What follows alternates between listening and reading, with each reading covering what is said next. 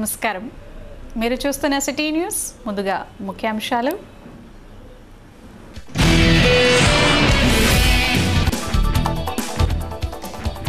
దీపావళి వేడుకల కోసం అంతా సిద్ధం. చుక్కలు చూపిస్తున్న టపాసుల ధరలు.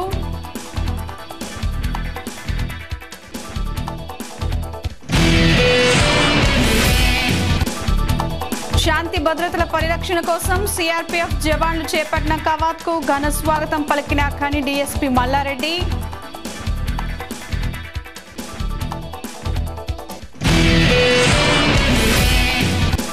ఖని పోచమ్మ మైదానం స్థలం షాపుల ఓపెనింగ్లు ఆపాలని బైఠాయించిన స్థల పరిరక్షణ సమితి శ్రేణులు.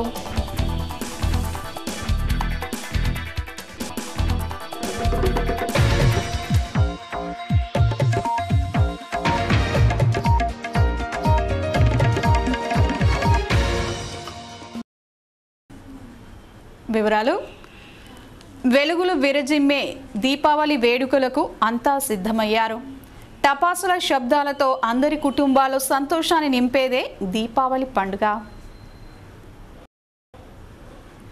అనాదిగా వస్తున్న సాంప్రదాయాల పద్ధతిలో నోములు నోచుకునే ప్రాధాన్యతను కలిగి ఉన్న దీపావళి వేడుకల్లో అత్యంత భక్తి శ్రద్ధలతో ప్రజలు పాల్గొనేందుకు అంతా సిద్ధం చేసుకున్నారు. పూజా సామాగ్రి కోసం బజారులో బారులు తీరారు. టపాసుల విక్రయాల షాపులు కూడా వెలిశాయి. పోటాపోటీగా బాంబుల షాపులు 40కి పైగా దుకాణాలను ప్రారంభించారు. వెలుగులకు ప్రతీకగా నిలిచేదే దివాళీ పండుగనే కానీ టపాసులు పేల్చాలంటే లక్ష్మీదేవతను తలుచుకోవాల్సిందే. 500 రూపాయలు తీసుకెళ్లినా వచ్చే టపాసులు ఆ మాత్రమే మరి. అయితే టపాసులు కాల్చే సమయంలో మాత్రం ప్రధానంగా పిల్లలు అతి జాగ్రత్తలు తీసుకోవాలని పిల్లల వైద్యుడు డాక్టర్ కేశ శ్రీనివాస్ సూచించారు. టపాసులు కాల్చేటప్పుడు పిల్లల వద్ద పోషకులు తప్పనిసరిగా ఉండాలని ఆయన కోరారు. ఈ దీపావళి అనేది అందరికీ ఆనందదాయకమైనది. కాకపోతే దీంతో పాటు ప్రమాదం కూడా పొంచి ఉన్నది. దాన్ని తగు జాగ్రత్తలు తీసుకుంటే కనుక మనము ఈ దీపావళిని చాలా సంబరంగా జరుపుకోవచ్చు. ముఖ్యంగా పిల్లలు దుస్తులు మాత్రం కాటన్ దుస్తులే ధరించవలను. ఉన్న దుస్తులు ధరించకూడదు. దుస్తులు బిగుతుగా ఉన్నవి ధరించాలి. లూజ్గా ఉన్న దుస్తులు ధరించకూడదు.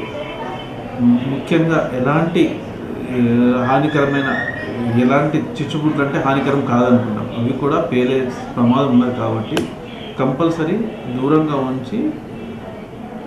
ఉంచి పేల్చవాలను.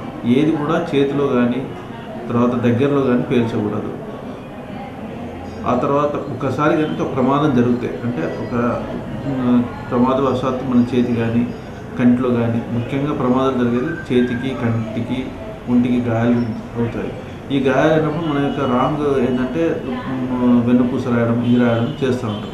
దానికంటే ముందు ప్రమాదం జరగగానే చేతికి కాలిందనుకోండి చేతిని తీసుకుపోయి నీళ్ళలో పెట్టాలి. ఎందుకంటే ఆ వేడి అనేది ఇంకా లోపలికి పోయి ఇంకా లోపడున్న కణజాలను కానీ టిష్యూలు కానీ పాడు చేయకుండా ఉంటుంది. అందుకొరకే కంపల్సరీ నీటిలో పెట్టాలి. కంటే ఏమన్నా దాంతో కనుక పోతే కనుక కంటిని నీటితో కడుక్కోవాలి. శుభ్రంగా కడుక్కొని తర్వాత ఫస్ట్ ఎయిడ్ ట్రీట్మెంట్ తీసుకోవాలని. తర్వాత ఇట్లాంటి బాంబులు వేల్చినప్పుడు వచ్చే పొగ వల్ల ఆస్తమా కానీ ఇట్లాంటి శ్వాస సంబంధమైన ఇబ్బందులు జరగవచ్చు. ఈ శ్వాస సంబంధమైన ఇబ్బందులు జరగకుండా ఉండాలంటే ఏం చేయాలంటే మాస్క్ను ధరించి అట్లాంటి ఇబ్బందులు ఉన్న వాళ్ళు మాస్క్ను ధరించి బాంబులు వేల్చిన మంచి జరుగుతుంది. మెయిన్ శ్వాసకోశం సంబంధించింది ఇది. ఇంకొకటి ఏంటంటే గుండె జబ్బు ఉన్న వాళ్ళు దాదాపుగా చెవులో ఇయర్ బడ్స్ పెట్టుకొని ఆ నాయిస్ పొల్యూషన్ను తగ్గించుకోవచ్చు.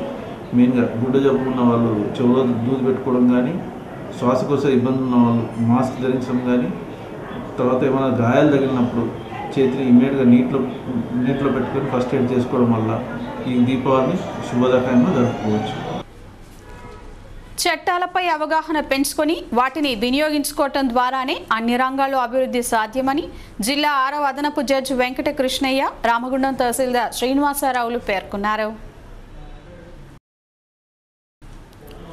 జాతీయ న్యాయ సేవా దినోత్సవాన్ని పురస్కరించుకొని మండల న్యాయ సేవా అధికార కమిటీ ఆధ్వర్యంలో సోమవారం రామగుండం మండలం పెద్దంపేట గ్రామంలో సమావేశం నిర్వహించారు.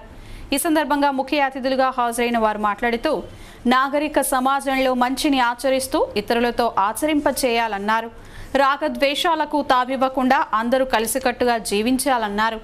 మనిషిలో సంస్కారాన్ని కోల్పోవటమే కాకుండా అనారోగ్యాల పాలు చేస్తున్న సారా, గుడుంబ, మద్యం మత్తుకు దూరంగా ఉండాలని సూచించారు. విద్యావంతులు, మేధావులు, నిరక్షరాస్యులైన ప్రజలకు చట్టాలపై అవగాహన కల్పిస్తూ వారిని చైతన్యం చేయాలన్నారు. ప్రతి సమస్యకు చట్టం ద్వారా పరిష్కారం లభిస్తుందని, అనవసర ద్వేషాలకు పోయి పగలు, ప్రతీకారాలంటూ హత్యలకు పాల్పడుతూ, భౌతిక దాడులకు పాల్పడుతూ, క్షణికావేశంలో నేరాలు చేసి శిక్షలు అనుభవిస్తూ జీవితాన్ని వ్యర్థం చేసుకోవద్దన్నారు. వాళ్ళ పేపర్లో వచ్చింది, ఒక అమ్మాయి చదువు కోసం రోజు బస్సులో వెళ్తుంటే ప్రతిరోజు అమ్మాయిని వేధిస్తే అమ్మాయి ఆత్మహత్య చేసుకుంది. కనుక ఒక నాగరిక సమాజంగా ఎదగడంలో మనం సఫలమైనామా విఫలమైనామా అనేది ప్రతి ఒక్కరూ ఆత్మవిమర్శ చేసుకోవాలి. మనం చెప్తే ఎవరూ వినరండి అనేటువంటిదే మాకు వినపడుతున్నది. కానీ ఎవరికి వాళ్ళు చెప్పుకోవచ్చు, ఎవరి కుటుంబానికి వాళ్ళు చెప్పుకోవచ్చు. మంచిని గురించి ఆచరించడానికి, ఇంకొకళ్ళ చేత ఆచరింపజేయడానికి ఎవరు పర్మిషన్ అక్కర్లే, ప్రత్యేకంగా ఎవరు చెప్పక్కర్లే. అయినప్పటికీ ఆశించినంత మార్పు లేదు. గ్రామాల్లో కష్టపడి సంపాదించినటువంటి సొమ్ములో చాలా భాగం కుటుంబంలో ఉండేటువంటి కుటుంబ సభ్యులకి ఖర్చు పెట్టడం కాకుండా సారాయి మీద ఖర్చు పెడుతున్నటువంటి పరిస్థితి ఉంది. చట్టం ద్వారా అరికట్టడం కాదు, లేకపోతే సారాయి లేకుండా చేయడం కాదు, ఎవరికి వాళ్ళు మనకి ఏది మంచి అనేది. ఇక్కడ సారాయి తాగకుండా ఉన్న వాళ్ళందరూ అది ఆలోచించిన వాళ్ళే. సారాయి తాగితే నా ఆరోగ్యం చెడిపోతుంది, నా ఆదాయం అంతా సారాయి పోతుంది, నా కుటుంబ సభ్యులకు ఏమి మిగలదు అనుకునే ఆయన తాగడం లేదు. కనుక ఇటువంటి విషయాల్లో కూడా ఇటువంటి మీటింగ్స్లో చెప్పడం జరుగుతుంది. ఈ న్యాయానికి సంబంధించిన సమస్యల లోపల దాదాపు ఒక 50% భూములకు సంబంధించినవే సమస్యలు ఉంటాయి. మిగతా 50% అంటే వేరు కారణాలు ఉంటాయి, కానీ 50% భూముల సమస్యలే ఉంటాయి. మరి భూముల సమస్యలు ఎందుకు ఉత్పన్నమవుతున్నాయి, వాటి గురించి ఆలోచించినట్లయితే మనం సరైన మార్గంలో వెళ్ళవచ్చు. మామూలుగా పల్లెటూళ్ళలో రైతులు ఉంటారు. రైతులు ఏం చేస్తారంటే ఒక 20-30 ఏళ్ళ క్రితం, ఒక 20-30 ఏళ్ళ క్రితం, 30-40 ఏళ్ళ క్రితం ఏదో ఒక ఆసామి దగ్గర ఒక తెల్ల కాగితం మీద భూమి కొంటారు. తెల్ల కాగితం మీద భూమి కొని ఏం చేస్తారంటే ఆ తెల్ల కాగితాన్ని కూడా ఏం చేస్తారంటే వాళ్ళు సూర్లో ఎక్కుతారు. సూర్లో ఎక్కేసి భూమి ఎక్కిపోతుంది, నా ఈ భూమి నేను దున్నుకుంటూనే ఉంటా కదా అని దున్నుకుంటూనే ఉంటాడు. ఈ అమ్మినైనా చనిపోతాడు, కొన్నైనా చనిపోతాడు. ఈ కొన్నైన వాళ్ళ కొడుకులు గిట్ట మనవలో చేసుకుంటూ ఉంటారు. కానీ అమ్మినైన వాళ్ళ వారసులు మాత్రం బాగా ఫాస్ట్గా ఉంటారు. వాళ్ళు ఏం చేస్తారంటే రెవెన్యూ రికార్డులో ఎవరి పేరు ఉన్నది, మా తాత పేరు ఉన్నదా, మా తండ్రి పేరు ఉన్నదా అని చూసుకుంటారు. చలో ఇది మా భూమి అని కేసు పెడతారు. ఇప్పటి కేసులు నడుస్తుంది. అవునా కాదు? రిజిస్ట్రేషన్ చేసుకొని ఏం చేస్తాం, రిజిస్ట్రేషన్ కాగితాలు నాకు రిజిస్ట్రేషన్ అయింది కదా అని కాగితాలను మన పేరునే పెట్టుకుంటాం, మన దగ్గరనే పెట్టుకుంటాం. అవి రెవెన్యూ రికార్డులో మార్చకపోవడంతో ఏమవుతుందంటే అమ్మినైనా చనిపోతాడు, అమ్మినైనా కొడుకులు వస్తాడు, అమ్మినైనా కొడుకులు విరాసత్ చేయించుకుంటారు. ఇప్పుడు పట్టాదారు ఎవరైతారు, అమ్మినైనా కొడుకులు అవుతారు. ఈ సమావేశంలో బార్ అసోసియేషన్ అధ్యక్షులు బల్మురి అమరేందర్రావు, గ్రామ సర్పంచ్ ఆముల శ్రీనివాస్, ఎంపీటీసీ కోడిపుంజుల రాజన్నతో పాటు న్యాయవాదులు, గ్రామ ప్రజలు అధిక సంఖ్యలో పాల్గొన్నారు. శాంతి భద్రతల పరిరక్షణలో ప్రజలను భాగస్వామ్యం చేసేందుకు తెలంగాణలో సిఆర్పీఎఫ్ జవాన్లు కవాత్ నిర్వహిస్తున్నారు. హైదరాబాద్ నుండి ప్రారంభమైన జవాన్ల కవాత్ గోదావరి కనికి చేరుకుంది. జవాన్ల ర్యాలీకి ఖని డీఎస్పీ మల్లారెడ్డి, 1 సిఐ ఏ వెంకటేశ్వర్ ఘన స్వాగతం పలికారు. సిఆర్పీఎఫ్ జవాన్ల కవాత్ యొక్క ప్రాధాన్యతను డీఎస్పీ సిఐ వివరించారు. ర్యాపిడ్ యాక్షన్ ఫోర్స్ మన గోదావరి కనికి రావడం జరిగింది.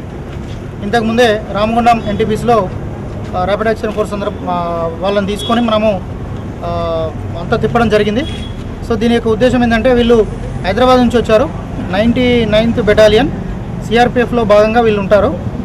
ఎనీ కమ్యూనల్ ఇష్యూ జరిగినప్పుడు వీళ్ళు ఇమ్మీడియట్గా ఇక్కడ రావడం జరుగుతుంది. దానికోసం మేము ఏరియా డామినేషన్ లాగా ఇక్కడ బజార్లన్నీ కూడా తిప్పడం జరుగుతుంది. దీనిలో భాగంగా డిఎస్పీస్, అసిస్టెంట్ కమాండెంట్ వీళ్ళంతా కూడా రావడం జరిగింది.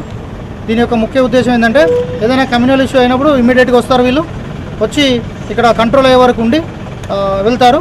అయితే వీళ్ళు ఫైరింగ్ చేయరు, కేవలం lathi charge, gas, tear gas అవి మాత్రం యూజ్ చేసి మాబ్ని కంట్రోల్ చేయడం జరుగుతుంది.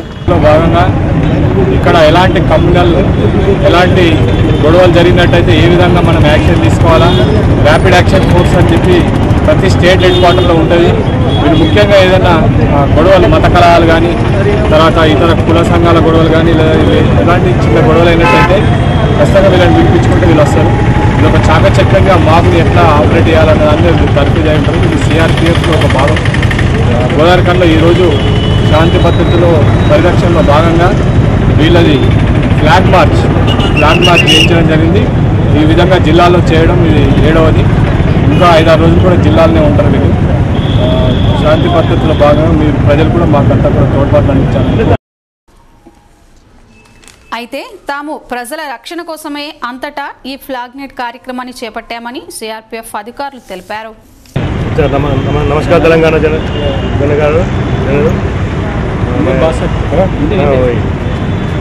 हम 99 RAF बटालियन से आए हैं हैदराबाद से। हमारा मेन मकसद है कि यहाँ हर तरफ शांतिपूर्वक रहे, कोई दंगा इंगा ना करे इधर। अगर कोई होता है तो हमको यहाँ कार्रवाई करना पड़ता है। तो इसलिए हमारा जो है मेन मकसद है कि यहाँ पूरी जो भी है जनता शांतिपूर्वक रहे, अच्छे से रहे और ब्रदरहुड जैसे रहें बढ़िया से। यही हमारा मेन मकसद है। फोर्स की तरफ से हम आए हुए हैं मुआयना करने के लिए, यहाँ पर देखने के लिए कि यहाँ पर आपस में भाईचारा है। हमने यहाँ देखकर घूमकर सिटी पुलिस स्टेशन के SDPO साहब, SHO साहब उनसे मिले, तो यहाँ पर हमने एरिया में फ्लैग मार्च किया और एक भाईचारे का संदेश दिया। यहाँ पर एल्डरली पीपल से भी हम मिले, उनसे भी हमने मुलाकात की और उनसे पता चला हमें कि यहाँ पर आपस में भाईचारा है। तो हम रैपिड एक्शन फोर्स के माध्यम से यहाँ के लोगों से यही अपील करना चाहेंगे कि आपस में भाईचारा बना के रखें, एक दूसरे से भाई भाई बनकर रहे, अपने तरक्की करें और इस देश की तरक्की करें। इतना ही हम कहना चाहेंगे।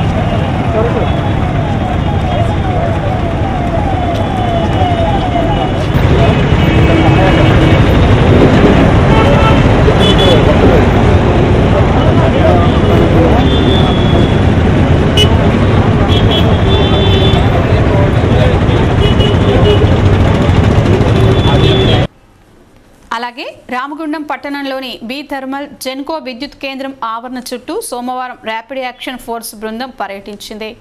విద్యుత్ ఉత్పాదక కేంద్రం ప్రధాన ద్వారం నుండి బి పవర్ హౌస్ గడ్డ రాజీవ్ రహదారిపై వరకు కవాత్ నిర్వహించారు. సమస్యాత్మక ప్రాంతాలను గుర్తించి ఆ ప్రాంతాలపై ఫోర్స్ బృందాలకు అవగాహన కల్పించడమే కాకుండా తీవ్రవాదుల చొరవబడినప్పుడు ప్రతి చర్యలు తీసుకొని సంస్థలను కాపాడేందుకు అవగాహన మేరకు బృందాలు పర్యటిస్తున్నాయని, మత కల్లోలాలు, శాంతి భద్రతలకు విఘాతాలు ఏర్పడే ప్రాంతాల్లో పరిస్థితిని అదుపులోకి తెచ్చేందుకు ర్యాపిడ్ యాక్షన్ బృందాలు పనిచేస్తాయని రామగుండం సిఐ నారాయణ నాయక్ పేర్కొన్నారు. ఈ కవాతులో Ramagundam SI CH Vidyasagar, Karimnagar RSI Naresh, Ramagundam police సిబ్బంది, 50 మంది ర్యాపిడ్ యాక్షన్ ఫోర్స్ బృందం పాల్గొన్నారు. స్వార్థం కోసం సింగరేణిలో ద్వంద్వ వైఖరిని అవలంబిస్తున్న కేంగర్ల మల్లయ్య ప్రచారాన్ని కార్మికులు నమ్మవద్దని గుర్తింపు సంఘం టీబీజీకేఎస్ నాయకులు కోరారు. ఇక్కడి ఆ సంఘం కేంద్రం ఆఫీసులో జరిగిన సమావేశంలో వారు మాట్లాడుతూ సింగరేణిలో వారసత్వ ఉద్యోగాలను ఇప్పించేందుకు టీబీజీకేఎస్ కృషి చేస్తుండగానే ఉద్యోగాల కోసమే మేము సభలు పెడుతున్నామని చెప్పుకోవటం సిగ్గుచేటుగా ఉందని వారు విమర్శించారు.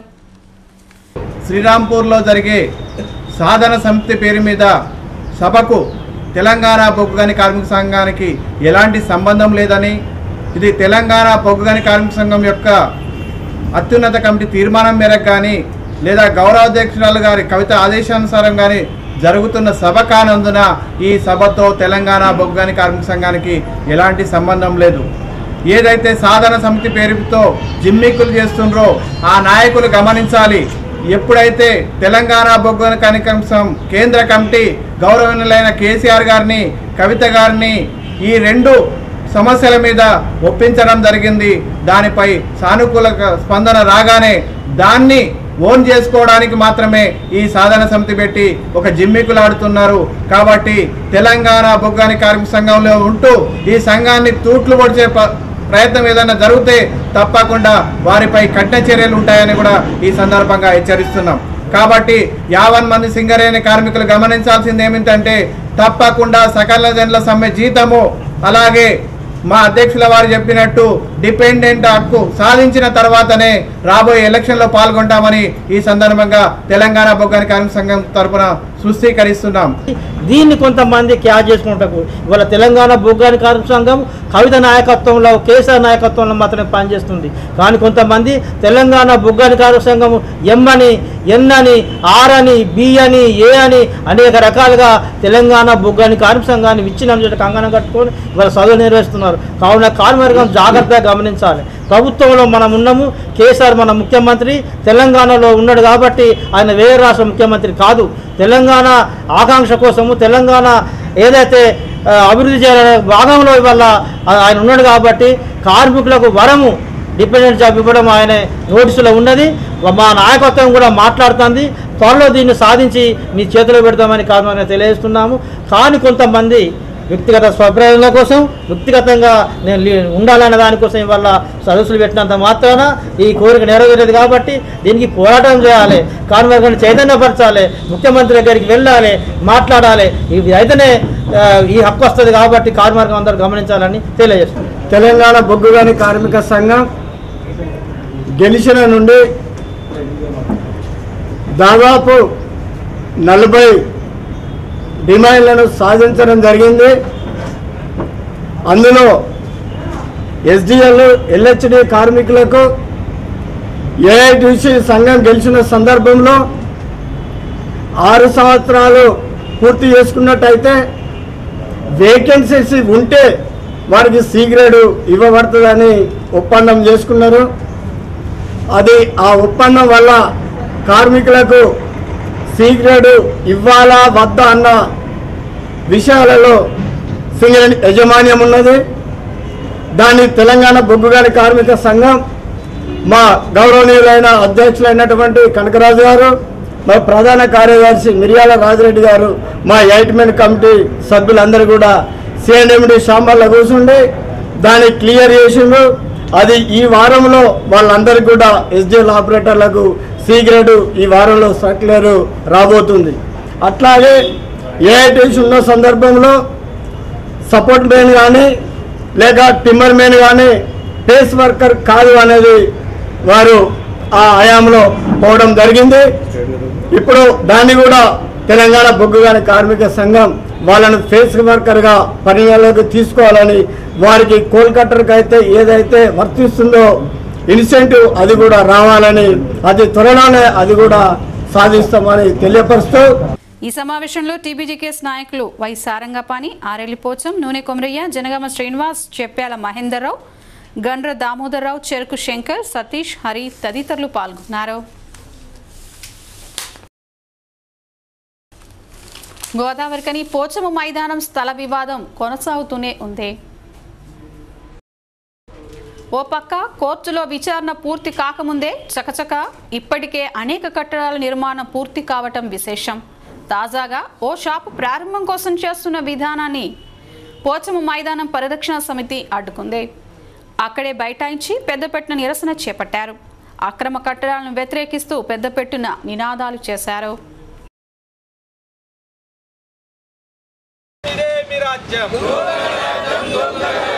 పోచమ్మగుడి అక్రమ కట్టడాలను వెంటనే ఇదే మీ రాజ్యం, ఇదే బలహీన వర్గాల ఐక్యత. పోచమ్మగుడి అక్రమ కట్టడాలను వెంటనే ఇదే మీ రాజ్యం. ఉల్టా పట్టావు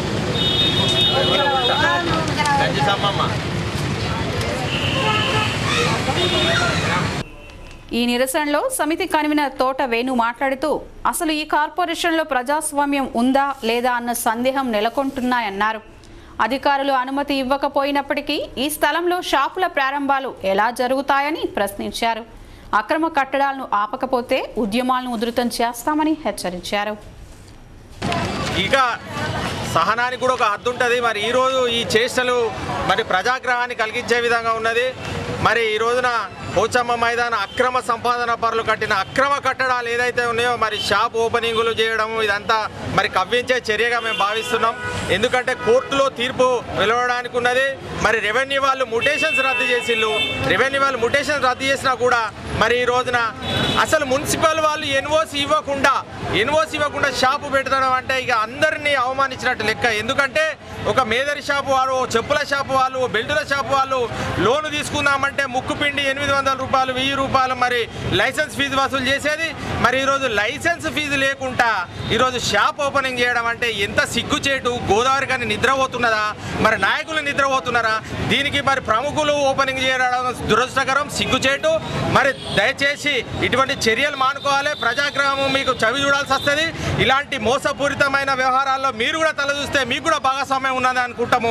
మీరు ఇటువంటి చర్యలను సమర్థిస్తూ ఓపెనింగ్లకు రావడం ఇదంతా చేయడం వల్ల మీరు ప్రజా విశ్వాసాన్ని కోల్పోయే ప్రమాదం ఉన్నది. కాబట్టి ఇటువంటి నిస్సిగ్గు చర్యలను మీరు సమర్థించద్దు. ఏదైతే మున్సిపల్కు నష్టం జరుగుతున్నదో ఎన్ఓసి లేకుండా ఈ రోజున ఈ పోచమ్మ మైదాన కట్టడాలలో ఓపెనింగ్లు జరుగుతున్నాయో మరి దాన్ని తిప్పికొట్టే వరకు మా పోరాటం ఆగదు. ఏదైతే చిరు వ్యాపారులకు న్యాయం చేయాలో ఖచ్చితంగా న్యాయం చేసి పోచమ్మ అక్రమ కట్టడాలను కూల్చివేసే వరకు చివరి శ్వాస వరకు పోరాటానికి మేమంతా సిద్ధంగా ఉన్నాం. ఈ నిరసనలో చిరు వ్యాపారులు గడ్డం శ్రీనివాస్, రఫీక్, సురేష్, లచ్చన్న, రాజు, భూమయ్య, బాబురావు, ముస్తఫా, వీరయ్య, బూదెమ్మ, మల్లమ్మ, సారక్క, మల్లేశ్వరి, రజిత, భారతి, జ్యోతి తదితరులు పాల్గొన్నారు. దొరికిన డబ్బును పోగొట్టుకున్న బాధితునికి అప్పగించి తన నిజాయితీని చాటుకున్నారు గోదావరికంలోని ఫైర్ స్టేషన్ కానిస్టేబుల్ మహేందర్.